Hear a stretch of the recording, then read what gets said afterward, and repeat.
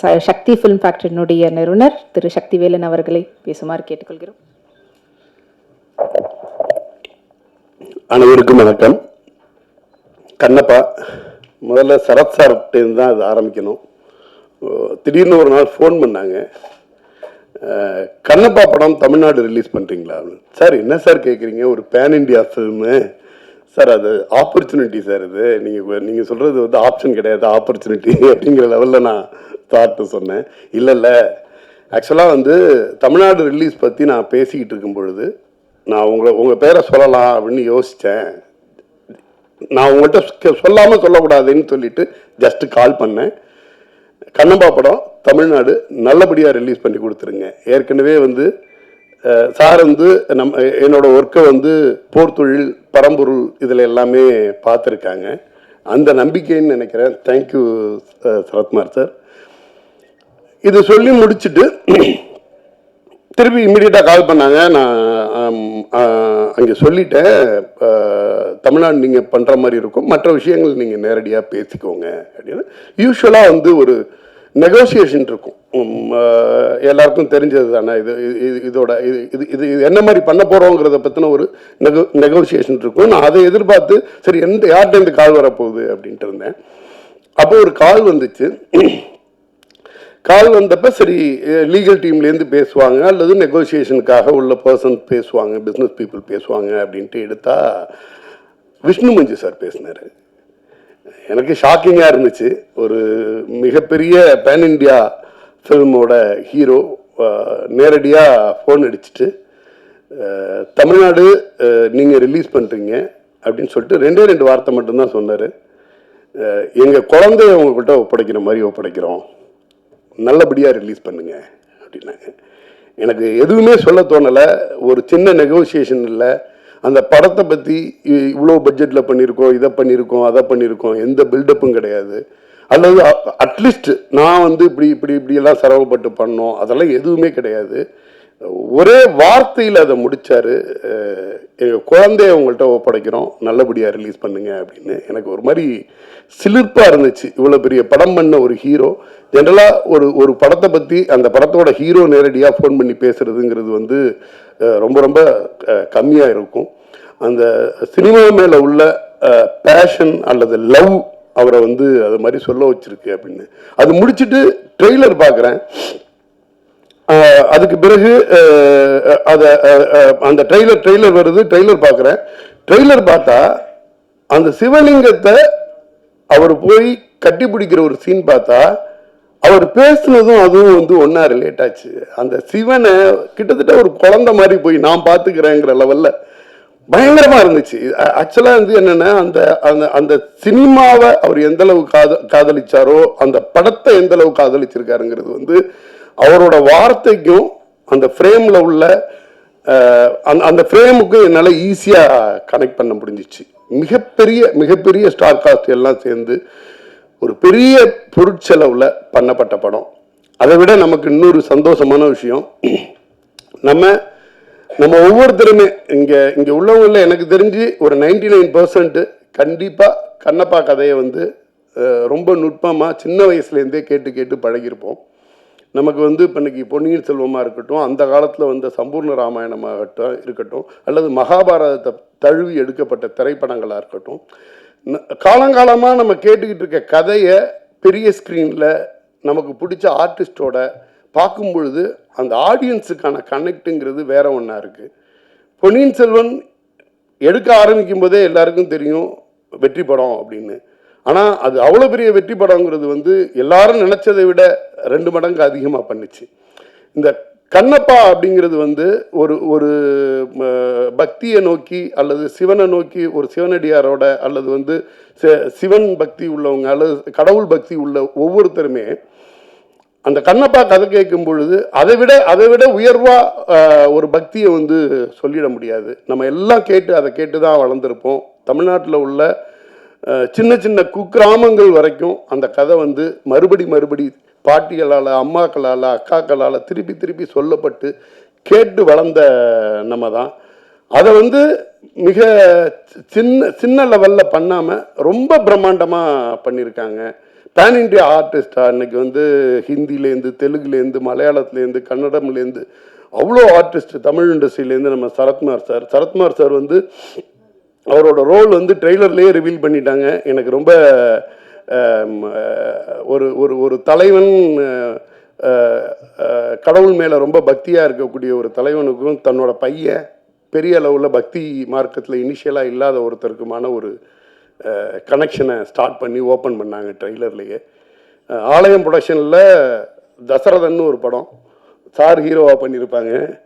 அதில் வந்து ரொம்ப சாத்தியத்தை சொல்லிக்கிட்டு இருக்க சிவகுமார் ஐயாவுக்கு பையனா ரொம்ப ஆக்ரோஷமாக ஒரு போலீஸ் அதிகாரியாக வருவார் சார்.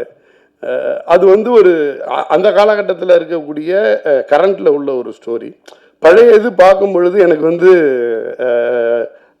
சிவகுமார் சாரோட பையனாக நடித்த சரத்குமார் சார் இன்னைக்கு வந்து விஷ்ணுமஞ்சி சாரோட அப்பாவா ஒரு தலைவனா ஒரு ஒரு முக்கிய இடத்தோட ஒரு கூட்டத்தோட குழுவோட தலைவனா ரொம்ப அழகாக எனக்கு கனெக்ட் ஆச்சு. அது என்னென்ன சாதாரணமாகவே அந்த மாதிரியான ஒரு கேரக்டர் வந்து ரொம்ப அழகாக பண்ணிட்டு போகக்கூடிய ஆள் சரத்குமார் சார். அது ரொம்ப பொருத்தமாகவும் இருந்துச்சு.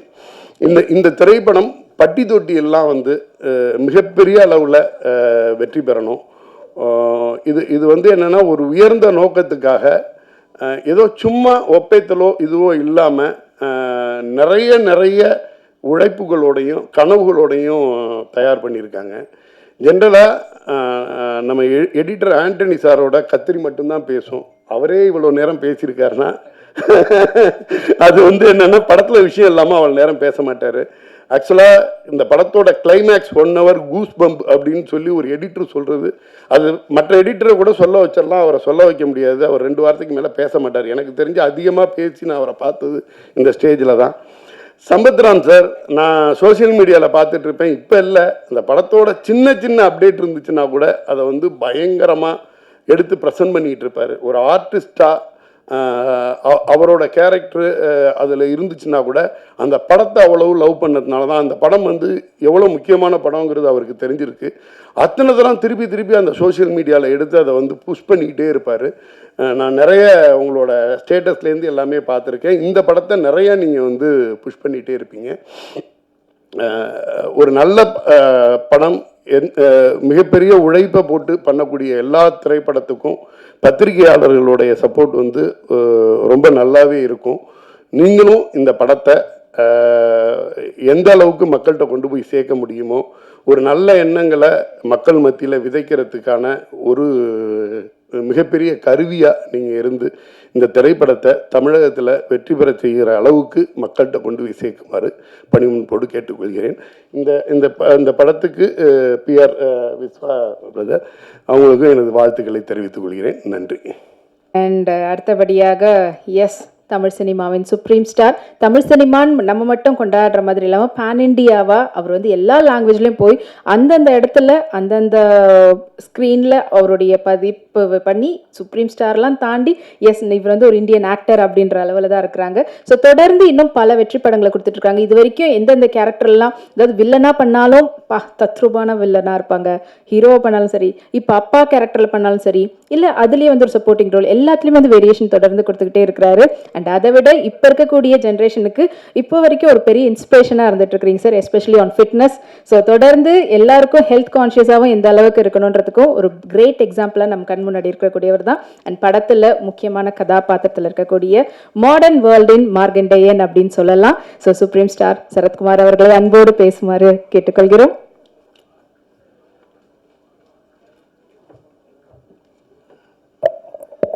அனைவருக்கும் வணக்கம். காலதாமதத்துக்கு வருந்துகிறேன். ஏன்னா 1:30 மணிக்கு வரேன், 1 மணிக்கு வரேன்னு, இல்லை நீங்கள் 2 மணிக்கு வந்தால் போதும்னு சொன்னாங்க. அதனால் நான் 2 மணிக்கு வரலான்னு சொல்லி கிளம்புனது கொஞ்சம் டிராஃபிக், உண்மையான டிராஃபிக் ஜாமில் நான் மாட்டிக்கிட்டேன். மணி மாதிரி இல்லை, ஏன்னா மணி வந்து மெதுவாக வராரு, வந்து முன்னாடி வர உட்காந்துட்டார். நான் தான் முதல்ல வந்தேன்ன மாதிரி. ஸோ வருகை தந்திருக்கின்ற அனைவருக்கும் என்னுடைய நன்றி கலந்த வணக்கத்தை தெரிவித்துக் கொள்கின்றேன். கண்ணப்பாவோட ப்ரீ ரிலீஸ் ஈவெண்ட் வந்து தமிழ்நாட்டில் மிகப்பெரிய லெவலில் பண்ணணும்னு எம்ஜிஆர் யூனிவர்சிட்டியில் வந்து பிளான் பண்ணிகிட்டு இருந்தாங்க. அது பல காரணங்களுக்காக இந்த படமும் வந்து 27ஆம் ரிலீஸ் போது ஏற்கனவே ப்ரீ ரிலீஸ் ஈவெண்ட் முந்தானத்து வந்து ஹைதராபாத்தில் பண்ணாங்க. அப்போ நான் வந்து சென்னையில் வந்து நம்ம பண்ணுற ஈவெண்ட் பண்ணாமல் இருந்தால் அது எப்படி இருக்கும்னு சொல்லி யோசனை பண்ணி நம்ம ஒரு ப்ரெஸ் மீட் நான் உங்களெல்லாம் சந்திச்சலாம் நான் ஐடியா பண்ணேன். அப்புறம் விஷ்ணுகிட்ட சொன்னேன், என்ன அங்கிள் நம்மளே பண்ணிடலாம், நீங்கள் அங்கே கொஞ்சம் ரெப்ரசென்ட் பண்ணியிருக்கேன்னு சொல்லி இங்கே யாரெல்லாம் இருக்கும்போது எடிட்டர் இருந்தாங்க, சம்பத்ராமன் இருந்தாங்க, அப்கோர்ஸ் டிஸ்ட்ரிபியூட்டர் என் அருமை சகோதரர் சக்திவேல் சார் இருந்தாங்க. ஸோ அவங்களாம் வச்சு நாங்கள் பண்ணிடுறோம், என்னதான் இருந்தாலும் கிளிட்ஸ் அண்ட் கிளாமர் கொஞ்சம் இருந்தால் நல்லாயிருக்கும்னு சொல்லி விருப்பப்பட்டு நீங்கள் பார்த்துட்டு இருந்து நான் பார்த்தேன். ஏன்னா சில பேர் கேட்டாங்க, என்ன போன தடவை மதுபாலா வந்தாங்க வரலையான்னு கேட்டாங்க. ஸோ இந்த மாதிரி கேள்வி வந்து கேட்டவங்களாம் இருக்காங்க, 3வது ரோல் உட்காந்துருக்காங்க.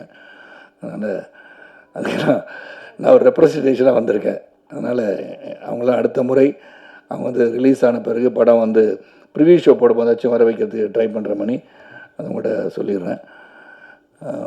ஸோ இந்த படத்தை பற்றி சொல்லணும்னா ஒன்லைன் ஸ்டோரி தான் அது. கண்ணப்பான்னு சொன்னால் ஒரே லைன் தான் ஸ்டோரி. காளஹஸ்தீஸ்வரர்னா சிவபக்தர்களே ஒரு சிறந்த பக்தராக 63 நாயனார்கள் ஒருவராக தான் கண்ணப்ப நாயனார். ஏற்கனவே கன்னடத்தில் வந்து ராஜ்குமார் சாரும் அப்புறம் வந்து இந்த ரெபல் ஸ்டார் கிருஷ்ணம் ராஜு சார்லாம் அந்த படம்லாம் கண்ணப்பா தழுவிய கதைகள்லாம் பண்ணிட்டாங்க. இந்த கதையை வந்து விஷ்ணுவின் கோணம் தான் சொல்லணும். ஏன்னா ஒரு பிலீவர் நான் பிலீவர்களில் ஒரு போராட்டம் தான் ஃபர்ஸ்ட் ஹாஃப். அதுக்கப்புறம் எப்படி அவர் வந்து ஒரு இவ்வளோ பெரிய சிவபக்தனாக மாறியதுக்கு காரணம் என்ன தான் அந்த படத்தோட கரு. இது வந்து முதல்ல ஒன்று நான் சொன்னால் மோகன் பாபு சாருக்கும் விஷ்ணுக்கும் நான் வந்து என்னுடைய வாழ்த்துக்களை தொடர்ந்து சொல்லிக் கொண்டே இருக்க வேண்டிய அவசியம். ஏன்னா ஹெவன் ஆன் எர்த் அப்படின்னு சொன்னால் எங்கே இருக்குன்னு பார்த்தோன்னா, எங்கே வந்து இந்த சொர்க்கம் பூமி எங்கே இருக்குது அப்படின்னு தேடினோம்னா இந்த நியூசிலாண்டை போய் செலக்ட் பண்ணாங்க. அப்பழுக்கற்ற ஒரு பூமியாக தெரிந்தது. நீ பார்த்தீங்கன்னா இந்த படத்தில் இருக்கிறலாம் நேச்சுரல் கலர்ஸ்ன்னு சொல்லலாம், தைரியமாக சொல்லலாம். இதெல்லாம் டிஏயில் கரெக்ஷன் பண்ணாங்க, கலர் கரெக்ஷன் பண்ணாங்க. அது ரொம்ப மினிமலாக இருக்கும்னு நினைக்கிறேன். ஏன்னா அங்கே வந்து அந்த நியூசிலாண்டு ரோட்டருவான்ற இடத்துக்கு போகும்போது ஒரு 10 நாள் ஷூட்டிங் போகலாம், 15 நாள் ஷூட்டிங் போகலாம், 20 நாள் ஷூட்டிங் போகலாம். 120 நாளுக்கு மேலே ஒரு வெளிநாட்டில் போய் படம் எடுக்கிறது சாதாரண விஷயம் கிடையாது. நான் பொருட்செலவை பற்றி நான் சொல்லவில்லை, அந்த எஃபர்ட்டு சொல்கிறேன். ஏன்னா ஒரு செரீன் பியூர் பியூட்டிஃபுல் பிளேஸ் இப்படி தான் வந்து அந்த காலத்தில் இப்படி தான் இருந்திருக்கும் இந்த உலகம் அப்படின்னு நினச்சி அதை செலக்ட் பண்ணியிருக்காங்க. அதுக்கு முதல்ல அதே ஒரு பெரிய கண்ணுக்கு குளிர்ச்சியான ஒரு உணர்வை ஏற்படுத்துகின்ற படமாக தான் நான் அதை பார்க்குறேன். நல்ல குளிர் தான். அந்த குளிரில் டிசிப்ளினோட அந்த வேலையை முடிக்கணும்னு சொல்லி ஒரு 7000 ஏக்கர்ஸில் ஒரு இடத்த வந்து பார்த்து அங்கே சில செட்டுகள் போட வேண்டியதாக வார் சீன் எல்லாத்தையும் பண்ணுகின்ற அளவிற்கு சிறப்பாக வந்து பண்ணாங்க. ஸோ ஹேட்ஸ் ஆஃப் டு மோகன் Babu sir and Vishnu Manju for the effort. அந்த பிஹைண்ட் அவங்க பின்னாடி இருந்த கேமராவுக்கு பின்னாடி இருந்த எல்லாருக்கும் என்னுடைய நன்றியை சொல்லணும். இல்லை ஆந்தனி சொன்னது மாதிரி, இப்போ சக்திவேல் சொன்ன மாதிரி சரி, சம்பத்ராமன் சொன்ன மாதிரி, இதில் வந்து இந்த போராட்டம் வந்து ஸ்டார்டிங் வித் சின்ன வயசுலேருந்து பார்த்தீங்கன்னா அந்த சிறுவன் கல்லை தூக்கி எறிய இது கல்லுன்னு சொல்லி பராசக்தி போல் வசனங்கள் பேசுகின்ற ஒரு காட்சி அமைப்பெல்லாம் அமைஞ்சிருக்கும். ஏன்னா இது வந்து சக்தி எப்படி வருது, இந்த கல் தானே இது, இதுக்கெல்லாம் பலிலாம் கொடுக்குறோமே அப்படின்னு ஒரு பெரிய மனப்போராட்டத்தில் இருப்பவர் தான் தின்னா. நம்ம கண்ணப்பாக மாறுகிறார். நான் வந்து தின்னாவோட ஃபாதர் நாத்து நாடுவாக நடிச்சிருக்கேன். ஏன்னா எனக்கு வந்து பல முறை வந்து மோகன் பாபு சார் 13-14 வருஷமாக இந்த படம் பண்ணு சார், அந்த படம் பண்ணுன்னு சொல்லும் போதெல்லாம் எனக்கு பண்ண முடியாமல் போச்சு. ஆனால் இந்த கதை வந்த உடனேயே அது முகேஷ் குமார் சிங் வந்து மிகப்பெரிய அளவில் மகாபாரத்தை டைரக்ட் பண்ணி பெரிய அளவில் வெற்றி கொடுத்துருந்தார். அவர் இன்னொரு ப்ராஜெக்ட் வச்சுருக்கார். மகாபாரதம் வந்து ஒரு 3000 கோடியில் பண்ணணுன்ற மிகப்பெரிய ஆசையோட அதை இன்னும் கொஞ்சம் பெருசாக பண்ணணும்னு ஆசைப்பட்டுருக்கார். அவர் கனவுகள் பலிக்கட்டும் சொல்லி அவரை வந்து செலக்ட் பண்ணி மோகன் பாபு சார் மகாபாரதம் வந்து ஹிந்தியில் வந்துச்சு, அவரை செலக்ட் பண்ணி கண்ணப்ப நாயனார் கதை எடுக்க சொன்னது வியப்பாக இருந்தாலும் சிறப்பாக எடுத்திருக்கிறான்னு சொல்லலாம். எனக்கு கொடுக்கப்பட்ட கேரக்டர் அதில் வந்து இந்த கான்ஃப்ளிக்ஸ் பிட்வீன் மீ அண்ட் தின்னா, அதாவது விஷ்ணு, ரொம்ப சிறப்பாக அமைஞ்சிருந்துச்சு என்னை பொறுத்த வரைக்கும். ஏன்னா எடிட்டர் ஆந்தனிக்கு தான் தெரியும், சிறப்பாக நடிச்சிருப்போம், சிறப்பாக அமைஞ்சிருக்கோம். எதை வெட்டினார், எதை தூக்குனார், எதை சேர்த்தார் எனக்கு தெரியாது. ஆனால் நல்லபடியாக இருக்கேன்னு சொல்லிட்டார். அதே எனக்கு உத்தரவாதம் இருக்கேன்னா அதில் சொல்ல முடியும். ஏன்னா இந்த மூவி இஸ் பிக், நம்ம எல்லாம் ஒன்றா சேர்ந்து அதில் இருக்கும்போது எந்த அளவிற்கு காட்சி தேவைப்படுகிறதோ அந்த அளவுக்கு இருந்தாலே போதும். அதுவும் இது ஒரு பேன் இண்டியா ஃபிலிம் சொன்னது வந்து பார்த்திங்கன்னா அக்ஷய்குமார் வந்து சிவன், காஜல், அப்புறம் பாருங்கள் அவர் மோகன் பாபு சார், மோகன்லால், பிரபாஸ், இதெல்லாம் வந்துருச்சு. இவங்கெல்லாம் வந்து இன்டர்வல் இதெல்லாம் வந்த பிறகு இந்த படம் வந்து கடைசி 1 hour வந்து ரொம்ப ஸ்ட்ராங்காக இருக்குதுன்னு சொல்லி ஆந்தனி சொல்லவும் உண்மையிலே சந்தோஷமாச்சு. இங்கே மட்டும் இல்லை, ப்ரீ ரிலீஸ் ஈவெண்ட்லேயும் அவர் சொல்லிட்டு இருந்தார் அதை பற்றி. ஏன்னா அவர் தான் முழுமையாக பார்த்து எடிட் பண்ணி இந்த வார் சீனாக இருந்தாலும் சரி, காட்சிகளாக இருந்தாலும் சரி, லவ் சீனாக இருந்தாலும் சரி, எல்லாமே அவர் வந்து பார்த்துருக்காரு. இதில் வந்து ஷெல்டன் சொல்லி யூஎஸ்லேருந்து கேமராமேன் ஷெல்டன், அவருக்கு உதவியாளர் பிரபுதேவா, பிருந்தா மாஸ்டர் கொரியோகிராஃபி பற்றி, அப்புறம் வந்து கெச்சான்னு சொல்லிட்டு ஹாங்காங்லேருந்து ஸ்டன் கொரியோகிராஃபர், இப்படின்னு பார்த்தீங்கன்னா பல தரப்பட்ட யுக்திகள் நிறைந்த அனுபவம் மிக்கவர்களை வைத்து இந்த படத்தை எடுத்திருக்காங்க. இங்கேயும் அந்த விதத்தில் எந்த ஒரு குறை வைக்கலை. அப்புறம் பார்த்திங்கன்னா எல்லாருமே நல்லா நடிச்சிருக்காங்கன்னு சொல்லணும். ஏன்னா they have given their best. அந்த உழைப்பு வந்து மிக அதிகமாக கொடுக்கப்பட்டிருக்கின்ற படம். அந்த உழைப்புக்கு வெற்றி வரணும்னு சொல்கிறோம். இந்த படம் இப்படி ஓடும், அப்படி ஓடும், இவ்வளோ வசூல் செய்யணும்னு சொல்ல தயாராக இல்லை. ஆனால் இந்த படம் ஒரு சிறந்த படமாக மக்கள் தெரிந்து கொண்டு புரிந்து கொள்ள வேண்டிய ஒரு படமாக இருக்கும்னு நான் நினைக்கிறேன். காரணம் இப்போ வந்து சரித்திரத்திலையும் சரி, இதிகாசங்களையும் சரி, நாம் இப்போ இருக்கிற ஜென்ரேஷனுக்கு சில கதைகளை நாம் சொல்ல மறந்து விடுகிறோம்னு நினைக்கிறேன். ஏன்னா அவங்களுக்கு இன்ட்ரெஸ்ட் இல்லாததை வந்து இன்ட்ரெஸ்ட் கொண்டு வரணும்னா, இப்போ பொன்னியின் செல்வன்ற கதையை வந்து எல்லாரும் வந்து போய் பார்க்கணுன்னு நினைக்கிறதுக்கு அதை வந்து சொல்லிக்கிட்டே இருந்தாங்க. பொன்னியின் செல்வன் கதையை பற்றி எல்டர்ஸ்க்கு தெரிஞ்ச மாதிரி யங்ஸ்டர்ஸ் தெரியாது. அந்த யங்ஸ்டர்ஸை கொண்டு போய் ரீச் பண்ணணும்னு நினச்சி தான் மணிரத்னம் அந்த படம் எடுத்திருப்பார். அதே மாதிரி கண்ணப்ப நாயனார் கதை காளஹஸ்தி ஈஸ்வரருக்கு எல்லோரும் ஒரே லைனில் கதை சொல்லிடலாம். வலது கண்ணில் வந்து ரத்தம் வந்தது, உடனே கண்ணை பிடிங்க வச்சார், அப்புறம் இடது கண்ணிலையும் வந்துடுச்சு, திருப்பி அது இன்னொரு காலை வந்து கட்டவரில் அங்கே வச்சு இடம் தெரியாமல் போயிடக்கூடாதுன்னு வச்சு பண்ணார் அப்படின்னு அது ஒன்லைன் ஸ்டோரி. பட் விஷ்ணு ஒரு கோணத்தில் before becoming Kannappa, what was Kannappa, தின்னா என்னவாக இருந்தார், ஒரு வேடனாக இருந்தவர் எப்படி வந்து மாறி சிவபக்தரானார்ன்ற கதை. அது ஒரு சின்ன லைனாக இருந்தால் கூட ஒரு ஸ்டோரி, ஒரு இமேஜினரி ஸ்டோரி, பேக் ஸ்டோரின்னு சொல்லலாம். அது வந்து விஷ்ணுவோட கோணத்தில் ரொம்ப நாளாக விஷ்ணு வந்து ஆர்டினரியாக வந்து இது பண்ணல. Is gone into research. பெரிய புராணத்தில் சொல்லப்பட்டது, எங்கெல்லாம் வந்து கண்ணப்பரை பற்றி கண்ணப்பா பற்றி பேசுகிறாங்க அப்படின்னு சொல்லி எடுத்து ஒரு மிகப்பெரிய எஃபர்ட்டோடு எடுத்திருக்காரு. அந்த எஃபர்ட்டுக்கு நிச்சயமாக வெற்றி வரணும்னு நினைக்கிறவனா, அந்த உழைப்புக்கு வெற்றி வருவதற்கு உங்களுடைய அன்பு ஆதரவு இந்த திரைப்படத்துக்கு வேணும். அது மட்டும் இல்லாமல் ஃபோக்லோர் அப்படின்னு இங்கே சவுத்தில் இருக்கிற காளஹஸ்தி சேர்ந்த இந்த கண்ணப்ப நாயனாரை பற்றி நம்ம அகில இந்தியாவுக்கு தெரியணும்னா இந்த கதை நிச்சயமாக அங்கே போய் சேரணும். ரெண்டாவது பக்தி. ஏன்னா உங்களுக்கு 3 மணிக்கு மேலே வேறு ஒரு இதுக்கு வந்துட்டாங்கன்னு நினைக்கிறேன். இந்த பக்தியை பற்றி சொல்லியிருக்காங்க. எவ்வளோ பேருக்கு பக்தி இருக்குன்றது இன்றைக்கி. அந்த பக்தியை வந்து எல்லோரும் வந்து இப்போ ஜோசியிட்ட போனாலும் தெரியும், போன உங்களுக்கு அம்மாவுக்கு டைம் இப்போ சரியில்லைன்னு சொல்லிடுவாங்க. ஏன்னா நீங்கள் அதை போய் பார்ப்போம்.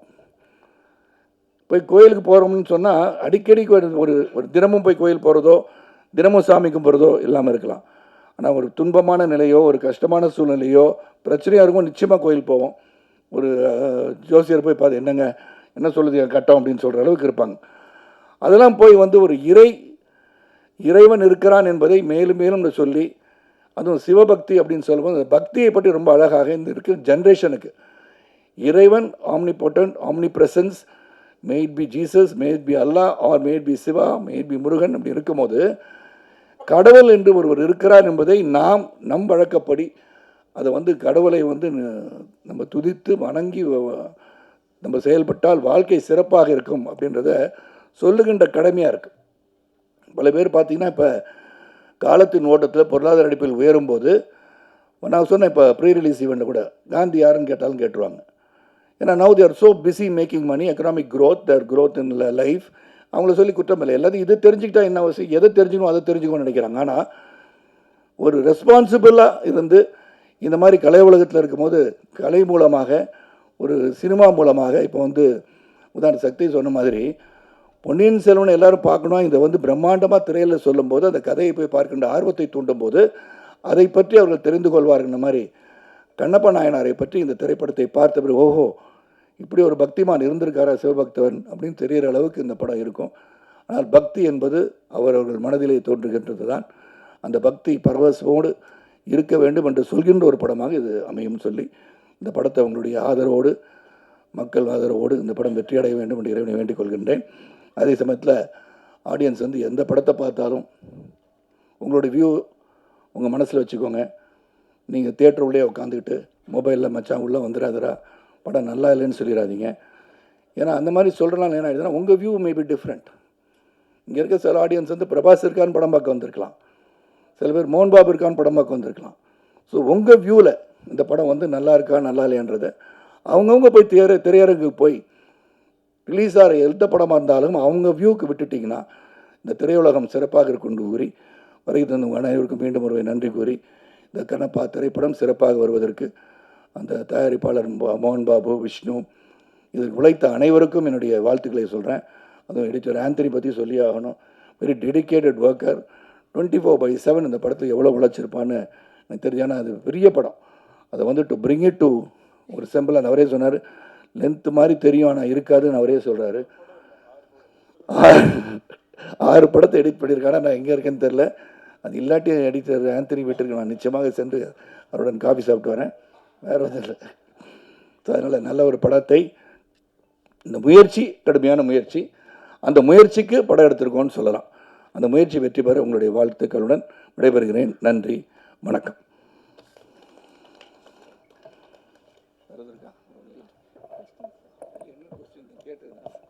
தேங்க்யூ. ஸோ படத்தை பற்றி ஏதாவது கேள்வி கேட்கணுன்னா கேட்கலாம். படத்தை பற்றி மட்டும்.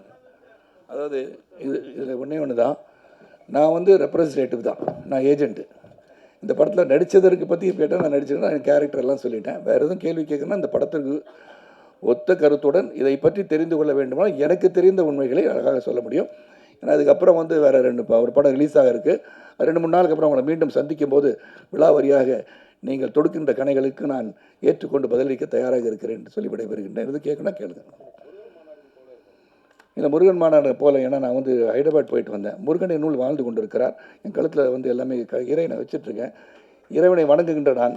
அதனால் அங்கே நான் போகிறதுக்கு வந்து பாஸ் வந்து விவிஐபி பாஸ் வந்து வர சொல்லி என்னால் போக முடியல. வர இயலாததுக்கு வந்து ஒரு பதிவு செய்து அனுப்பியிருந்தேன். பார்த்திருப்பீர்கள் அன்பு தோழர் என்று நினைக்கிறேன்.